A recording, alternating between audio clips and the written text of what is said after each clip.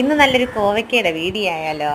ദേ കണ്ട കോവയ്ക്ക പടർത്തിയിരിക്കുന്നുണ്ടോ? ഒരു പ്രാവശ്യം നമ്മൾ അതിൻ്റെ ഒരു കമ്പ് കുത്തി ചരിച്ച് കുത്തി കൊടുക്കണം. കുത്തി കൊടുത്ത് വെള്ളമൊക്കെ ഒഴിച്ചൊന്ന് കിളിപ്പിച്ച് പടർത്തി കെട്ടിക്കഴിഞ്ഞ് ഒരുപാട് കാലം ഇതിനകത്തുനിന്ന് നമുക്ക് ഇതാണ്ട കോവയ്ക്ക പിച്ചിയെടുക്കാം.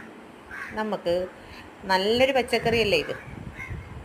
ഷുഗർ ഉള്ളവർക്ക് ഡെയിലി 100 ഗ്രാം വീതം യൂസ് ചെയ്യാം. ഷുഗർ ഇല്ലാത്തവർ നല്ല മെഴുക്ക് പുരട്ടിയും തോരനുമൊക്കെ ആയിട്ട് അങ്ങനെ ഉപയോഗിക്കാം. എല്ലാവർക്കും ഉപയോഗിക്കാം. കാരണം ഇതിൽ ധാരാളം നാരുകളുണ്ട്, വൈറ്റമിൻസ് ഉണ്ട്.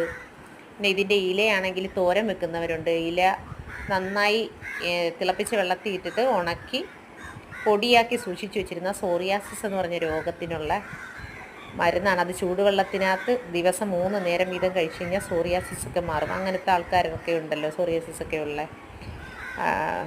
ചോറിച്ചിലും രോഗങ്ങളും കൊണ്ടൊക്കെ വലയുന്ന മനുഷ്യരുണ്ട്. അവർക്കൊക്കെ അത് ഉപകാരമായിരിക്കും. ഒരുപാട് നാൾ ഇതിൻ്റെ വിളവെടുക്കാമെന്നുള്ളതാണ്.